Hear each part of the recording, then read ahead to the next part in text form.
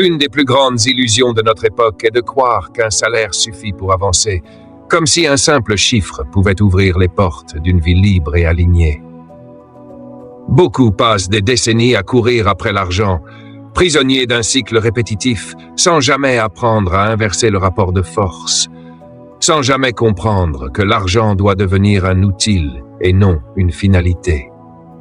Ils échangent leur temps, leur énergie et parfois leur santé contre un confort temporaire, persuadés que ce confort est une récompense, alors qu'il est souvent l'ennemi silencieux du progrès.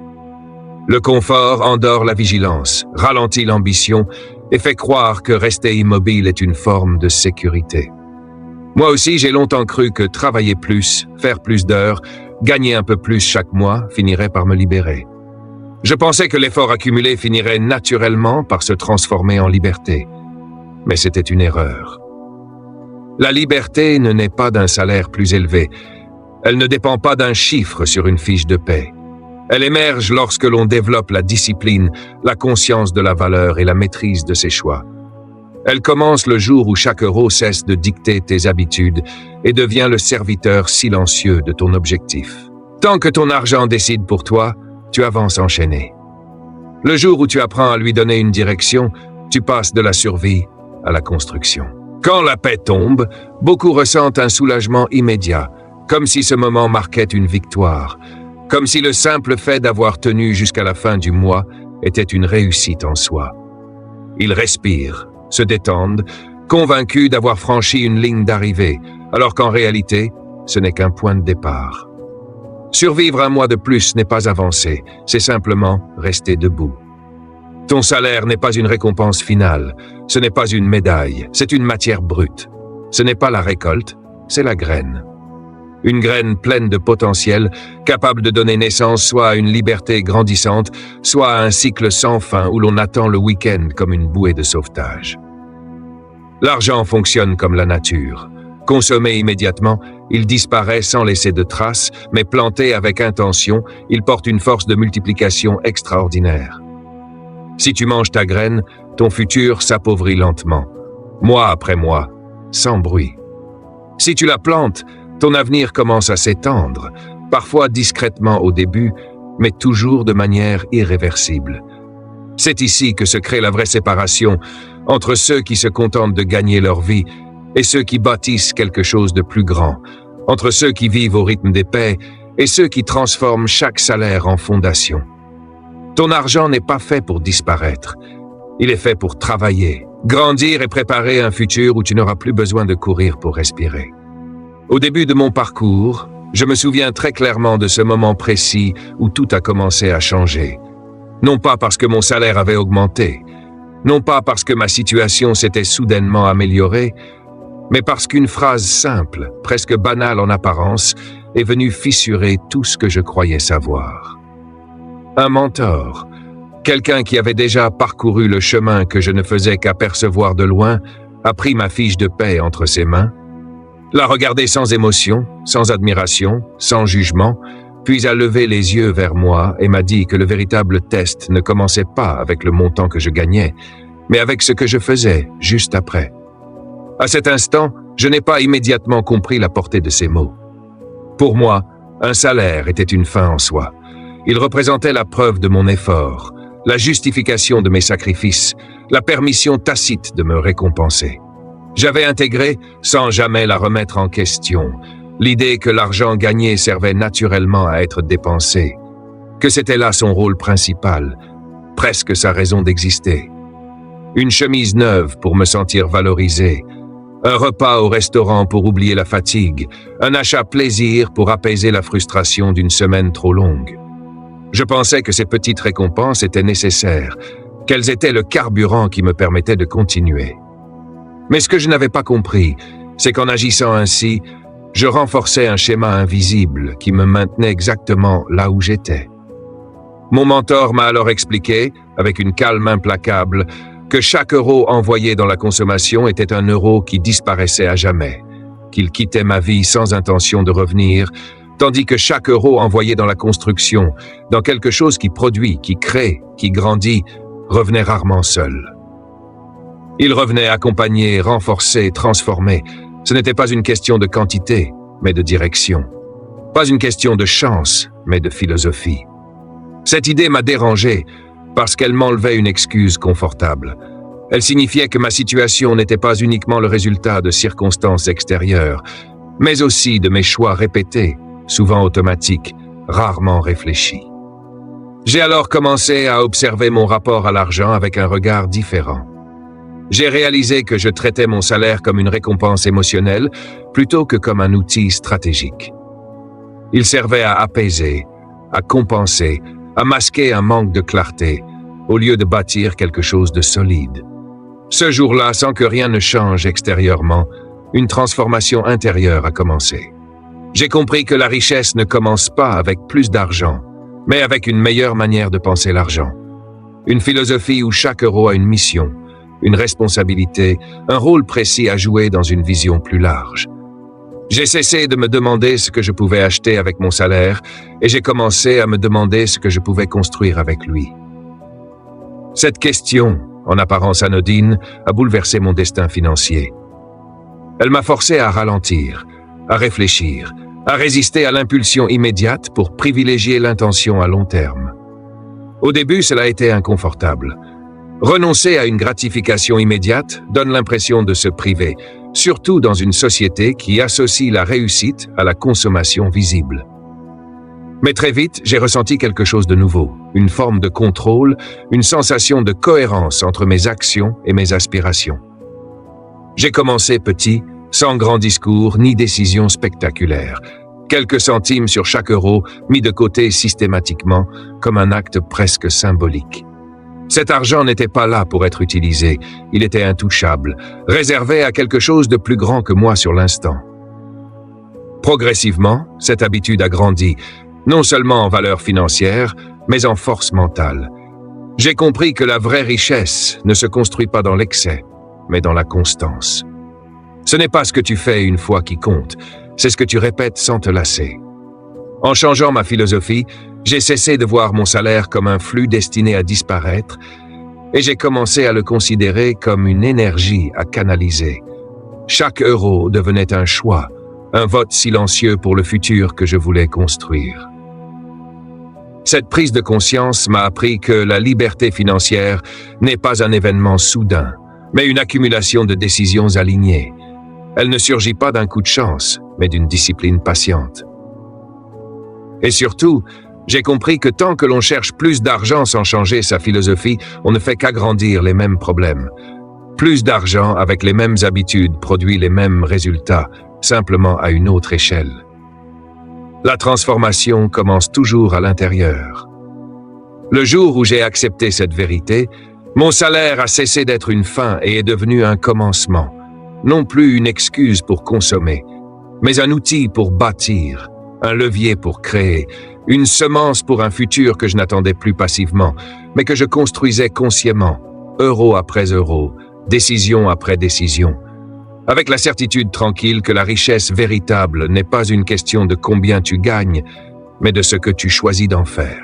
Avec le temps, une autre vérité s'est imposée à moi, plus profonde encore, presque inconfortable, parce qu'elle ne laissait aucune place à l'excuse ni à l'auto-justification. La richesse ne vient pas de ce qu'il reste à la fin, elle vient de ce que tu choisis de mettre de côté en premier.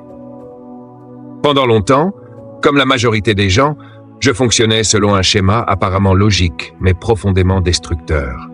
Je recevais mon salaire, je payais mes dépenses, je m'accordais quelques plaisirs pour compenser la fatigue, et je me disais que s'il restait quelque chose, alors seulement j'épargnerais. Mais il ne restait jamais rien. Et ce n'était pas un hasard. C'était un système invisible mais parfaitement efficace pour maintenir la stagnation. J'ai compris que le problème n'était pas un manque de volonté, mais une mauvaise architecture. Compter sur sa volonté pour épargner, c'est comme essayer de retenir l'eau avec ses mains. La volonté s'épuise, l'émotion fatigue, la tentation gagne toujours à long terme. Ce qu'il faut, ce n'est pas plus de motivation, c'est une structure qui fonctionne même les jours où tu n'as pas envie, même les jours où tu es fatigué, même les jours où la tentation te murmure que tu mérites de tout dépenser. La clé n'est pas morale, elle est mécanique. J'ai alors compris que l'épargne ne devait jamais être une option, mais une priorité absolue, un acte non négociable placé avant toute autre décision. Avant le loyer, avant les loisirs, avant les factures secondaires, avant même que l'argent n'atteigne mon compte principal. J'ai commencé à programmer des transferts automatiques, invisibles, silencieux, mais implacables. Une part de mon revenu partait immédiatement vers mon futur, sans discussion, sans débat intérieur. Ce simple changement a créé un bouleversement profond. Parce que lorsque tu retires l'argent avant de le voir, ton esprit s'adapte. Tu apprends à vivre avec ce qui reste. Et contrairement à ce que la peur suggère, ce qui reste est presque toujours suffisant. Le problème n'a jamais été le manque, mais l'absence de limites. J'ai compris que la discipline ne consiste pas à se priver, mais à décider à l'avance. Décider quand tu es calme, lucide, aligné, pour ne pas avoir à décider quand tu es fatigué, stressé ou influencé. En plaçant l'épargne en premier, j'ai inversé la logique traditionnelle. Je ne demandais plus à mon avenir de survivre avec les restes de mon présent.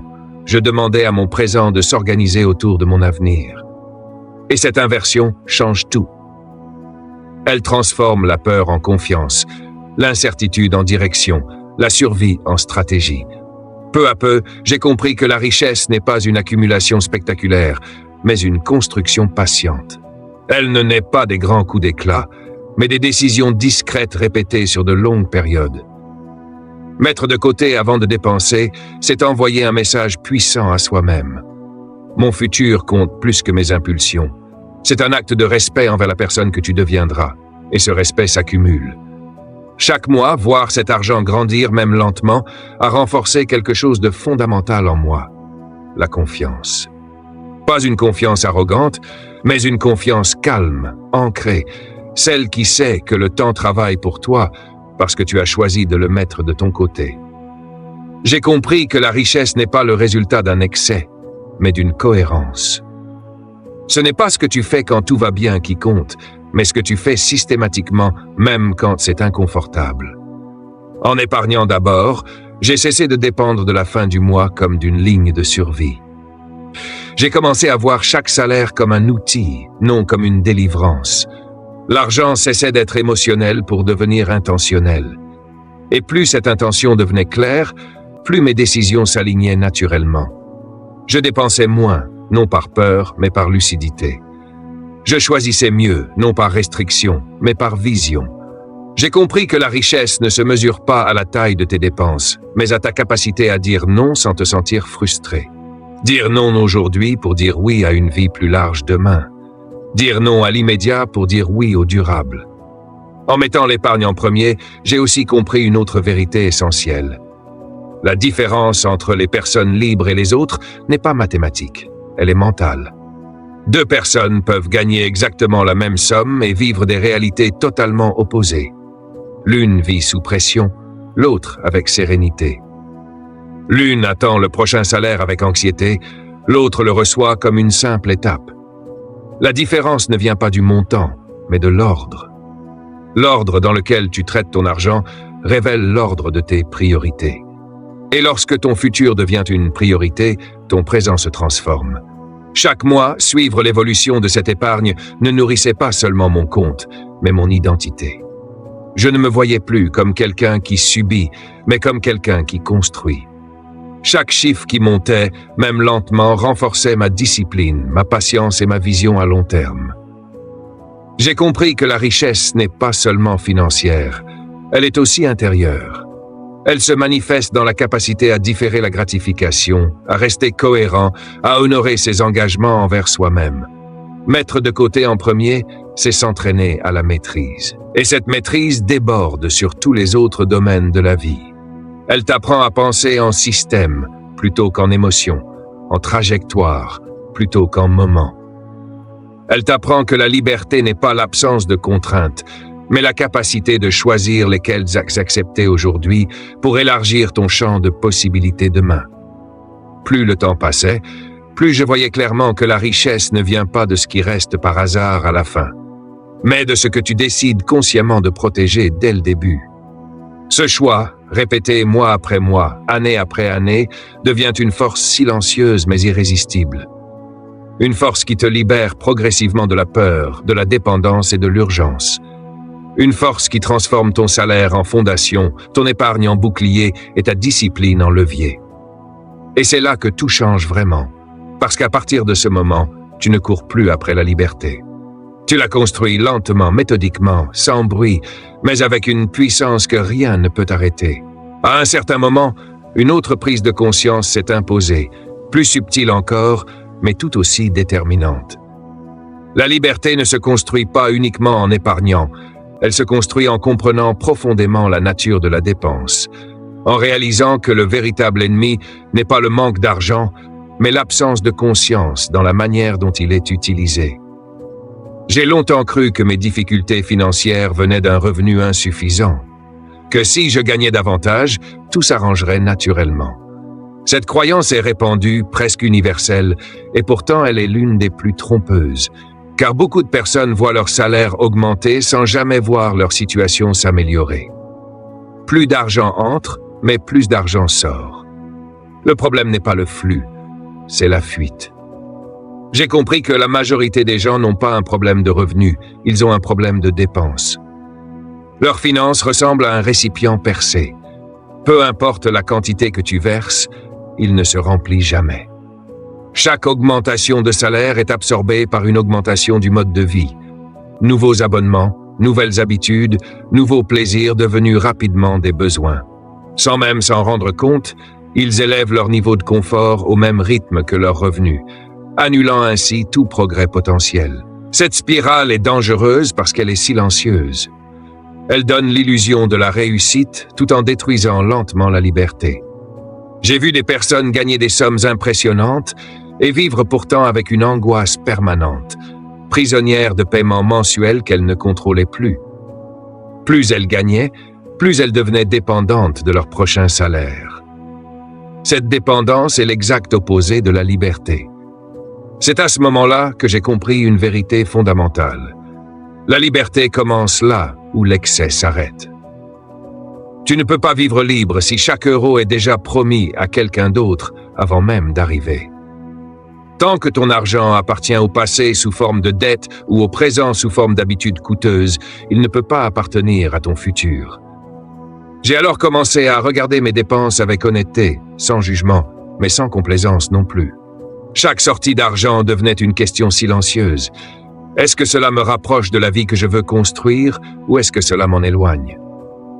Cette simple interrogation a profondément modifié mon comportement, non pas parce que je me privais, mais parce que je choisissais. Et choisir, c'est reprendre le pouvoir. J'ai compris que vivre en dessous de ses moyens n'est pas un acte de frustration, c'est un acte de souveraineté. C'est décider que ton avenir mérite plus de respect que tes impulsions du moment. Beaucoup associent la retenue à une forme de punition, mais en réalité, elle est une démonstration de force. Elle signifie que tu n'es pas gouverné par tes envies immédiates, mais guidé par une vision plus large. Plus je pratiquais cette retenue consciente, plus je ressentais une forme de légèreté intérieure. Mes finances devenaient plus simples, plus lisibles. Moins de stress, moins de pression, moins de décisions prises dans l'urgence. J'ai compris que la richesse ne se mesure pas à ce que tu possèdes, mais à ce qui ne te possède plus. Chaque abonnement inutile supprimé, chaque dépense impulsive évitée, chaque achat réfléchi devenait un pas de plus vers une vie plus libre. Ce processus m'a appris une autre leçon essentielle. La plupart des gens paient tout le monde avant eux-mêmes. Le propriétaire, la banque, l'État, les entreprises, les plateformes. Ils travaillent dur, mais leur argent sert avant tout à soutenir des systèmes qui ne sont pas les leurs. Ils espèrent qu'à la fin, il restera quelque chose pour eux, mais il reste rarement quoi que ce soit. Les personnes réellement libres inversent cet ordre. Elles se placent en premier non par égoïsme, mais par lucidité. Elles comprennent que si elles ne se priorisent pas, personne ne le fera à leur place. Se payer en premier n'est pas seulement une stratégie financière, c'est une déclaration d'intention. C'est affirmer que ton futur mérite d'être financé avant les plaisirs passagers et les obligations secondaires. Lorsque j'ai intégré cette logique, j'ai commencé à voir l'argent différemment. Il n'était plus une récompense émotionnelle, mais une ressource stratégique. Chaque dépense devenait un choix conscient, chaque renoncement un investissement invisible. J'ai aussi compris que l'augmentation du niveau de vie est l'un des pièges les plus sournois qui soient. Elle se fait progressivement, presque imperceptiblement. Ce qui était un luxe devient une norme, puis une nécessité. Et plus ton style de vie devient coûteux, plus ta liberté se réduit. Tu peux gagner beaucoup et être pauvre en option. La vraie richesse, celle qui libère, repose sur la capacité à maintenir un écart entre ce que tu gagnes et ce que tu dépenses. Cet écart est la source de tout pouvoir financier. Il te donne du temps, des choix, de la sérénité. Sans cet écart, tu es constamment sous pression, même avec un revenu élevé. J'ai appris à définir mes limites à l'avance.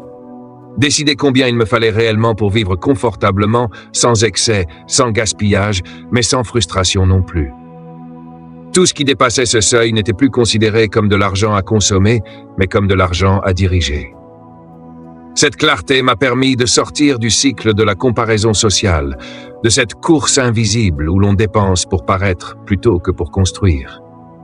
J'ai compris que beaucoup de dépenses ne servent pas à améliorer la qualité de vie, mais à apaiser l'ego ou à répondre à une pression extérieure. En m'en détachant, j'ai gagné quelque chose de bien plus précieux que des objets, la paix. La paix de savoir que mes choix étaient alignés avec mes valeurs. La paix de ne plus dépendre du regard des autres pour me sentir légitime. La paix de voir mon avenir se renforcer pendant que d'autres consommaient le leur. Cette discipline m'a appris que la liberté financière ne se construit pas dans les grandes décisions spectaculaires, mais dans les milliers de petits choix quotidiens. Dire non à l'inutile, dire oui à l'essentiel. Réduire l'excès pour agrandir le champ des possibles. Chaque euro non dépensé inutilement devenait un allié silencieux de ma vision. Et avec le temps, cette accumulation de décisions conscientes a créé un élan irréversible. J'ai cessé de vivre au rythme de la paix. J'ai cessé de voir la fin du mois comme une épreuve. J'ai commencé à ressentir une stabilité intérieure que l'argent seul ne peut jamais offrir. Parce que cette stabilité ne vient pas du montant que tu gagnes, mais de la maîtrise que tu exerces sur ce que tu gardes. Et c'est là que j'ai compris que vivre en dessous de ses moyens n'est pas une restriction de vie, c'est une expansion du futur. Plus tu réduis l'excès aujourd'hui, plus tu agrandis ton champ de liberté demain. C'est une loi silencieuse mais implacable. Ceux qui la comprennent tôt construisent des vies riches de sens, d'options et de sérénité. Ceux qui l'ignorent peuvent gagner beaucoup et rester prisonniers. La différence ne se voit pas toujours à l'extérieur, mais elle se ressent profondément à l'intérieur. Et une fois que tu as goûté à cette forme de liberté, tu comprends que rien n'est plus précieux que le pouvoir de choisir ta vie plutôt que de la subir.